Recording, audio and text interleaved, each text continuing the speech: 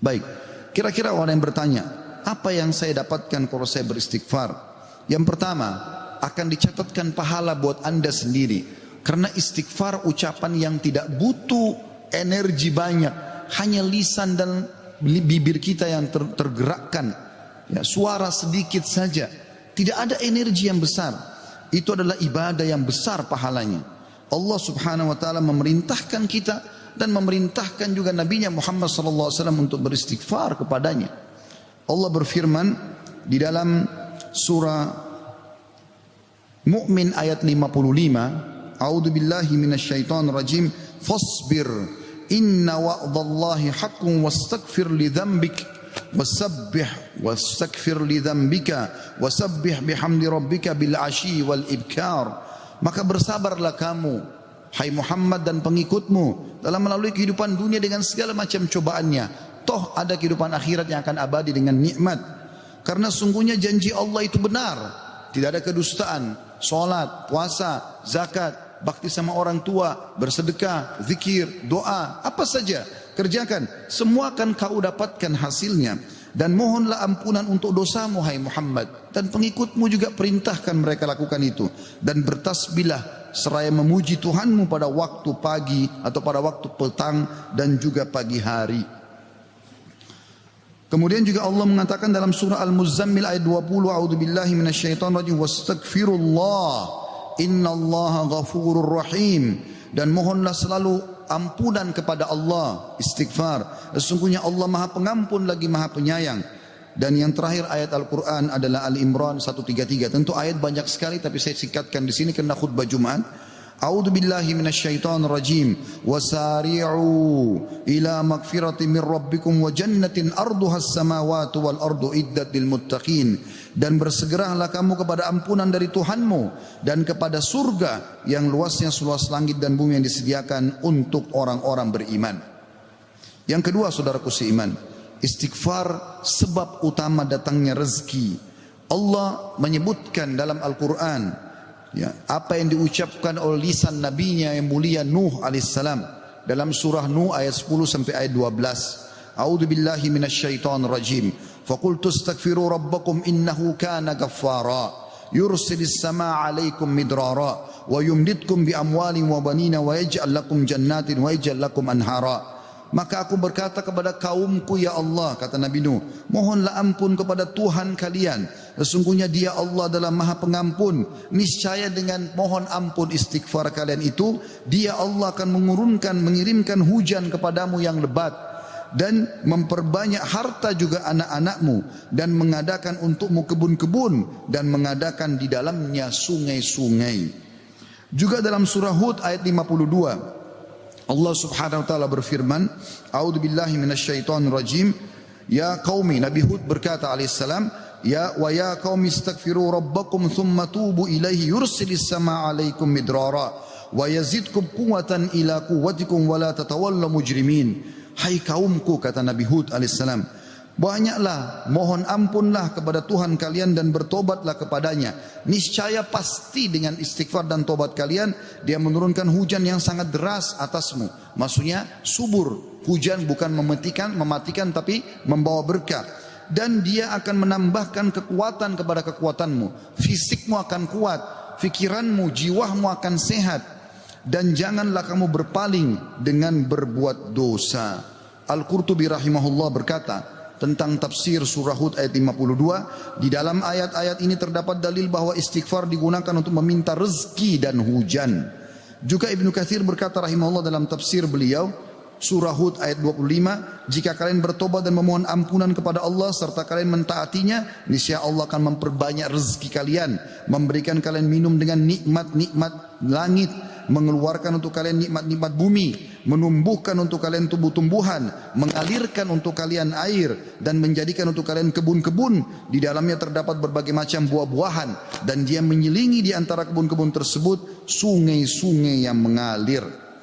Yang ketiga, saudaraku seiman, istighfar sebab masuk ke dalam surga. Sebagaimana kita sudah tahu bersama-sama, salah satu zikir pagi dan petang yang sangat dianjurkan adalah membaca Sayyidul Istighfar, tuannya istighfar, yaitu lafadznya sebagaimana dinukil dari Nabi SAW, beliau mengatakan, Allahumma anta rabbi, la ilaha illa anta khalaqtani, wa ana abduka wa ana ala ahdika wa wa'dika mastata'tu, a'udhu bika min syarri ma sana'tu, abu'u laka bi ni'matika alayya wa abu'u bidzambi, faghfirli fa innahu la yakfiru dhunuba illa ant. Yang artinya, ya Allah, sungguhnya Engkau adalah Rabbku, penciptaku. Tidak ada Tuhan yang berhak disembah kecuali Engkau. Engkaulah yang telah menciptakanku dan aku adalah hambamu. Aku senantiasa berada dalam perjanjian bersamamu. Maksudnya mentauhidkan Allah dan tidak bermaksiat. Dan aku yakin akan janjimu tentang pahala bagi orang mukmin semampuku. Aku berlindung kepadamu dari kejelekan yang aku perbuat. Aku mengakui nikmatmu kepadaku serta aku mengakui dosaku. Oleh karena itu ampunilah aku. Karena sungguhnya tidak ada yang mengampuni dosa kecuali Engkau.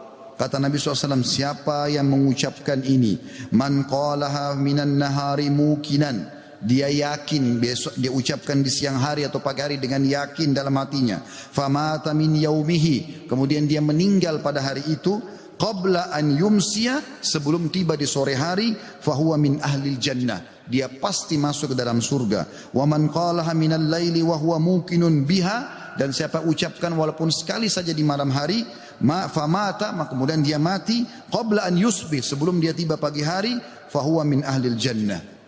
Yang keempat, istighfar adalah sebab dihapuskannya dosa. Mohon maaf kalau sedikit panjang, saya minta waktu sekian beberapa menit lagi. Kata ada berkata radhiyallahu rahimahullah, sesungguhnya Al-Quran menunjuki kalian tentang penyakit dan penyembuhannya, yaitu dosa adalah penyakit dan penyembuhannya adalah istighfar. Allah berfirman, a'udzubillahi minasyaitonirrajim, dalam surah Al-Imran 135, walladzina idza fa'alu fahishatan aw zalamu anfusahum dzakarullaha fastaghfaru lidzunubihim wa man yaghfiru dzunuba illallah wa lam yusirru ala ma fa'alu hum ya'lamun. Dan juga orang-orang yang apabila mengerjakan perbuatan keji dan menganiaya diri mereka, kalau mereka buat dosa, maka mereka ingat kepada Allah lalu mereka memohon ampun terhadap dosa-dosa mereka, dan siapa lagi yang dapat mengampuni dosa selain Allah, dan mereka terus mereka tidak meneruskan perbuatan dosa itu sedang mereka mengetahuinya. Kemudian teman-teman sekalian, selanjutnya adalah yang kelima, istighfar mencegah hukuman dari Allah Subhanahu wa taala. Saya ambil satu saja. Al Hasan Basri rahimahullah berkata, wahai anak Adam, meninggalkan dosa lebih ringan bagimu daripada mencari taubat, dan ketahuilah bahwasanya pada saat kau meninggalkan perbuatan dosa atau kau beristighfar pada saat berbuat dosa, maka azab Allah tidak akan datang. Karena Allah berfirman dalam surah Al-Anfal ayat 33, a'udzubillahi minasyaitonir rajim, wa ma kana Allah liyu'adzibahum wa anta fihim, wa ma kana Allah mu'adzibahum yastaghfirun. Dan Allah sekali-kali tidak akan mengadab mereka sedangkan kamu berada di tengah-tengah mereka, hai Muhammad, dan tidak pula Allah akan mengadab mereka sedang mereka selalu memohon ampun. Yang keenam, istighfar sebab diangkatnya derajat. Dalam sebuah hadis, ajarkan bab ini kepada anak anda. Dalam hadis riwayat Ahmad dengan sanad hasan, kata baginda Nabi SAW, Inna Allah Azza wa Jalla yarfa'ud darajati lil abdi salihi fil jannah, fayaqulu ya Rabbi anna li hadhihi, fayaqulu bi istighfari waladika lak. Sesungguhnya Allah yang maha suci dan maha tinggi mengangkat derajat seseorang hamba saleh di surga sehingga dia bertanya, yang sudah mati diangkat derajatnya tinggi di surga. Hamba ini bingung, dia tidak pernah merasa berbuat amal yang bisa membawa dia ke derajat itu. Lalu dia bertanya, wahai Rabbku, dari mana nikmat ini hamba dapatkan? Maka kata Allah SWT, dari istighfar anakmu untukmu. Yang ketujuh, istighfar adalah sebab disucikan hati. Sebagaimana Nabi SAW bersabda, innal mu'mina idza adzama dzamban kanat nuqtatan sauda'u fi qalbihi. Kalau seorang mukmin berbuat dosa akan menjadi titik hitam dalam hatinya. Fa in taba wa naza wastaghfara su'ika qalbuhu minha. Kalau dia bertaubat kemudian dia beristighfar kepada Allah, meninggalkan dosanya, maka akan diangkat noda hitam itu dalam hatinya.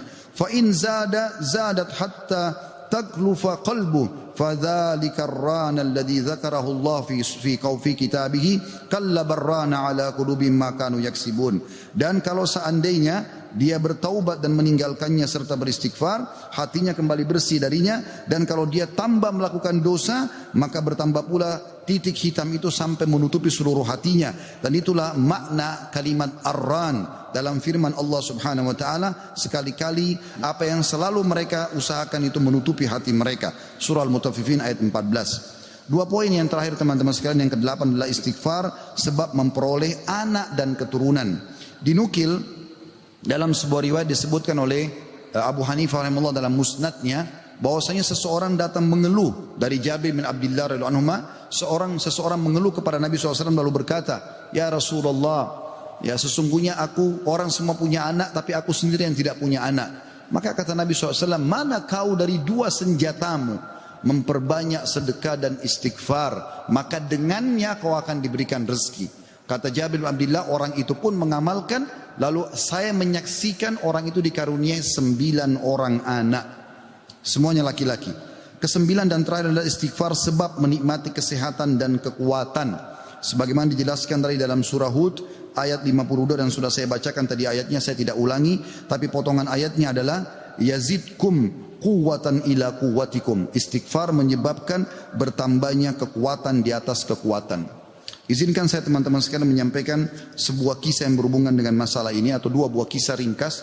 Ada seseorang di Irak dulu pernah berdagang, kemudian dia menemukan semua pedagang di pasar laku barangnya kecuali dia, dan dia orang miskin. Dia mengatakan, saya pun duduk di dekat barang saya sampai menjelang sore belum laku-laku.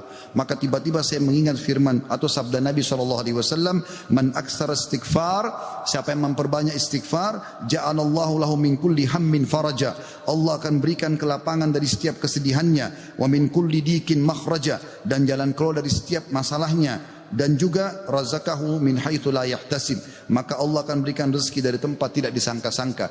Maka dia bilang, saya pun beristighfar kepada Allah, dan terjadi satu keajaiban yang luar biasa. Ternyata datang kepadaku hampir seluruh pedagang pasar datang, dan mereka memperebutkan barang daganganku.